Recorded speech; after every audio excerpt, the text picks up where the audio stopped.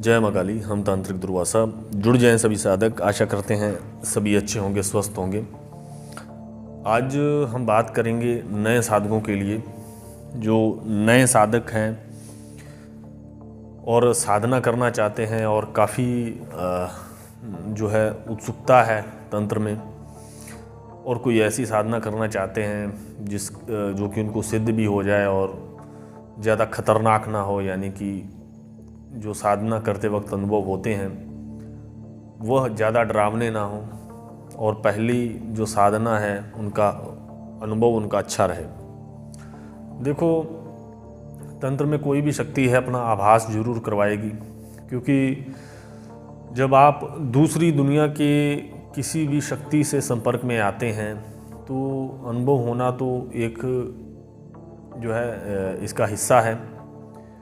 जैसे ये ऐसे ही है, अगर आप नदी में उतरें और बोलें कि मैं गीला ना हो जाऊं, मेरे वस्त्र गीले ना हो जाएं नदी में उतरने से, या आग में जाने से मैं जल ना जाऊं, तो ऐसा ही है अगर आप किसी दूसरी दुनिया की शक्ति से संपर्क में आते हैं तो वो अपना वजूद तो आप दिखाएगी, क्योंकि जिस शक्ति को आप सिद्ध कर रहे हो वो अपना आभास ही नहीं करवाए तो आप बैठे किस लिए हो साधना में।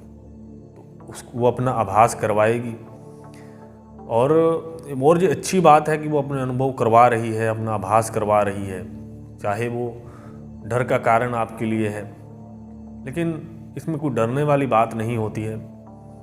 जैसे कोई भी व्यक्ति अपना वजूद दिखाता है, इसी तरीके से ये शक्तियाँ भी अपना वजूद दिखाती हैं। ये बहुत ही दूसरी दुनिया से आती हैं। इनका रहने सहने का जो तरीका है, बोलने का, हंसने का, या किसी चीज़ को व्यक्त करने का ढंग भी बहुत अलग होता है। इनकी शक्ति जो है वह दूसरी ही होती है, और जिसके कारण हम इसको सिद्ध करते हैं।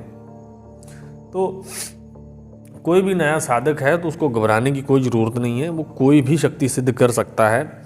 लेकिन कुछ शक्तियाँ होती हैं जिसके अनुभव बहुत तीव्र होते हैं, तो वो नया साधक नहीं कर सकता है, क्योंकि वह दूसरे दिन उस साधना पर बैठेगा ही नहीं। बहुत सारे साधक ऐसे होते हैं, और बहुत सारे साधक ऐसे भी होते हैं जिनको कठिन से कठिन साधना भी दे दी जाए वो पहली ही बार में कर लेते हैं, सफलतापूर्वक कर लेते हैं।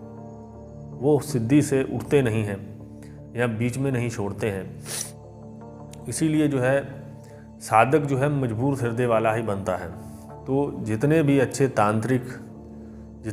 तांत्रिकों के नाम आपने सुने होंगे वो हमेशा ही मजबूर हृदय के होंगे, क्योंकि कमज़ोर हृदय वाला कभी भी बड़ा साधक नहीं बन पाता, इसी कारण से, क्योंकि उसका डर बीच में आ जाता है। और डर नाम की कोई चीज़ नहीं होती है। डर जब आप किसी चीज़ को जान लेते हो तो डर तब जो है ख़त्म हो जाता है।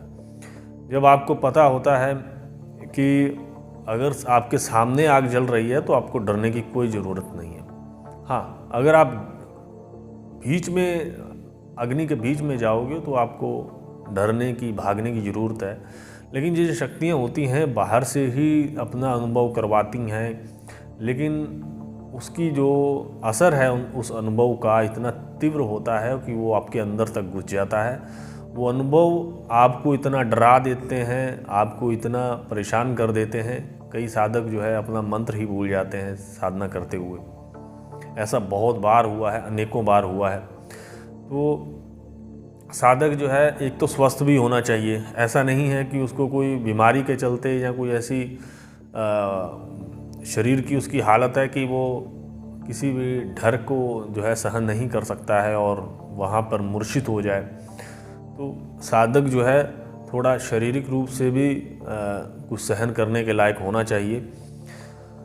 और हृदय के मरीज जो होते हैं उनको भी दिक्कत हो सकती है इन चीज़ों से, क्योंकि अगर अचनचेत कोई शक्ति आपके सामने खड़ी हो जाए आके और आप घबरा जाओ, ऊपर से आप डरपोक हो और ऊपर से आपको कोई हृदय रोग है, तो आप हो सकता है आपको कोई दिक्कत हो जाए, आपको कोई डॉक्टरी इलाज की ज़रूरत पड़ जाए तुरंत।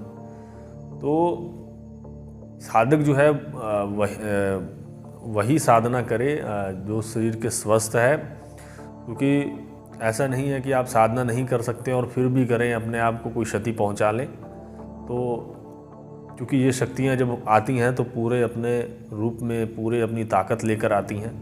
तो घेरे से बाहर भाग जाना, ये सब चीज़ें नहीं चलेंगी इसमें तो वही जो टिका रहेगा घेरे के अंदर वही चलेगा और मंत्र अपना जाप करता रहेगा। तो ये उन कुछ लोगों की, चंद लोगों की बात है जो इस तरीके के आते हैं। सभी साधक ऐसे नहीं होते हैं।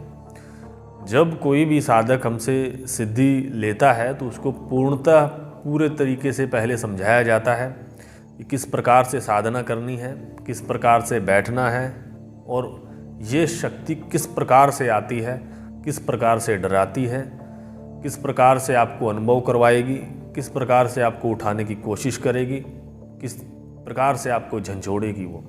तो ये सब अनुभव जो जिस प्रकार के होते हैं उस शक्ति के, जिस शक्ति वो कर रहा है पहले से ही थोड़ा हम अवगत जो है करवा देते हैं।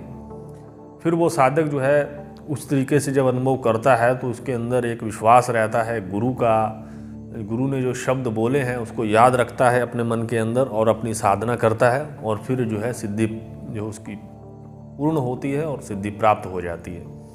इस तरीके से थोड़ा जो है धैर्य रख के बैठना पड़ता है किसी भी साधना में। और ये जो तंत्र है बहुत विराट है। एक बार आप कदम रखोगे तो इसमें बहुत सारी चीज़ें हैं। शायद कहते हैं कि कई बार क्या होता है कि किसी चीज़ को जब हम किसी चीज़ में घुसते हैं तो कई बार खजाना हाथ में लग जाता है। तो ये खजाने की तरह ही है। अगर आप इसमें आगे बढ़ोगे तो ये उतना ही आपके पास आएगा तंत्र।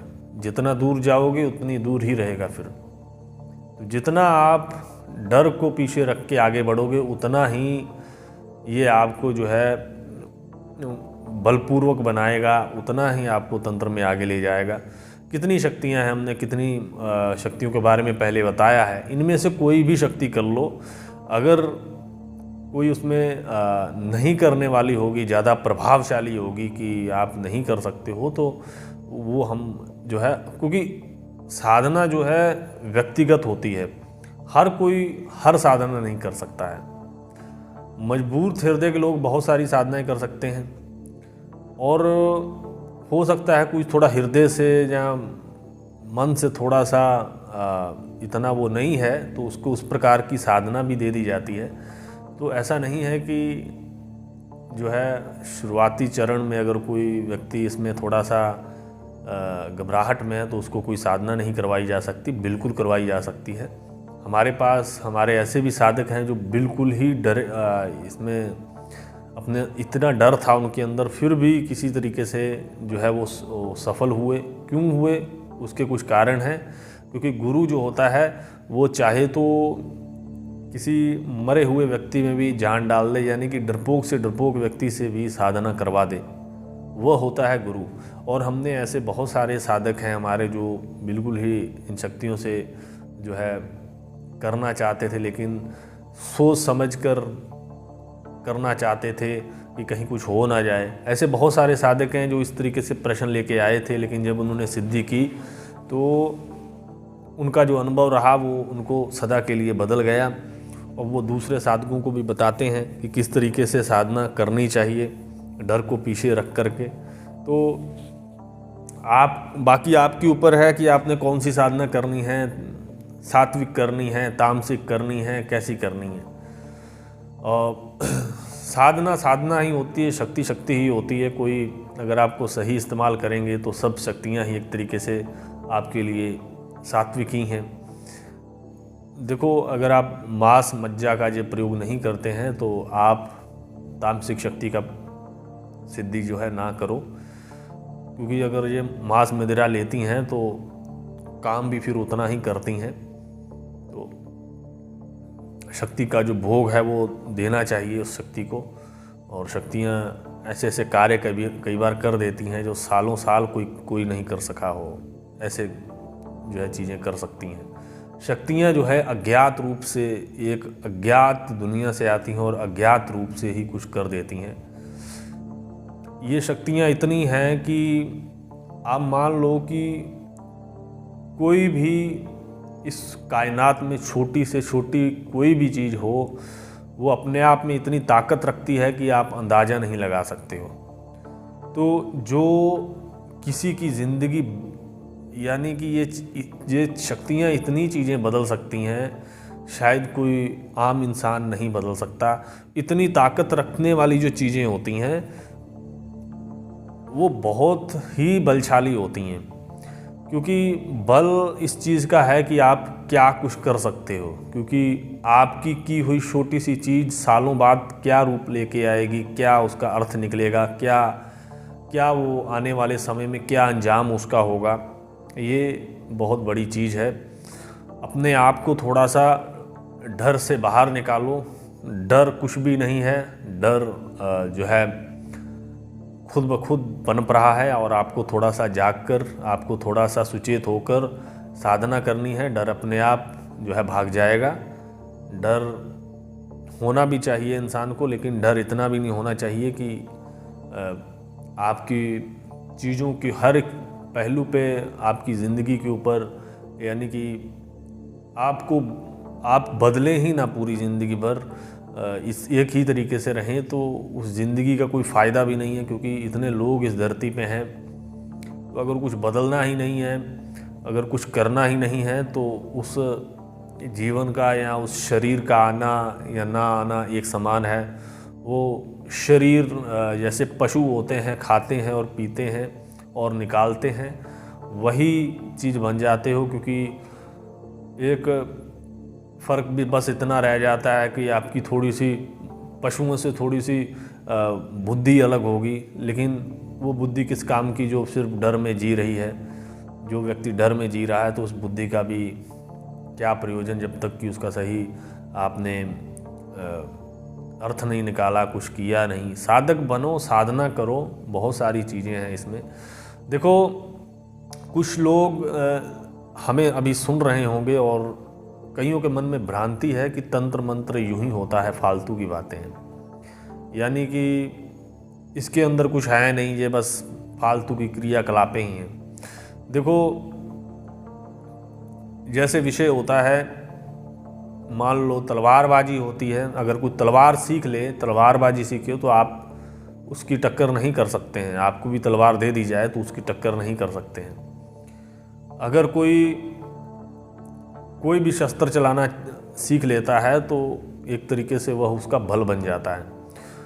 तो विद्याएं बहुत हैं, चाहे वो शस्त्र विद्या हो, चाहे कोई भी विद्या हो सकती। विद्या का यानी कि आपके पास एक कोई गुण है, कोई आपके पास ऐसी विधि है जो आप बहुत बेहतरीन तरीके से जानते हैं। तो तंत्र भी एक विधि है, क्योंकि इसके द्वारा जो है सात्विक से सात्विक चीज़ को पाया जा सकता है, उस शक्ति के दर्शन किए जा सकते हैं, जिसको आप तीर्थों पे मतलब दूर दूर तक जाकर जो है मंदिर जाते हैं, जहाँ सारी ज़िंदगी जिनको जो है जपते हैं, नाम जपते हैं, या सारी ज़िंदगी जिनको पाना चाहते हैं, चाहे वो कोई शक्ति हो, वह कोई भी शक्ति हो सकती है, उसकी कृपा जो है तंत्र द्वारा प्राप्त कर सकते हैं।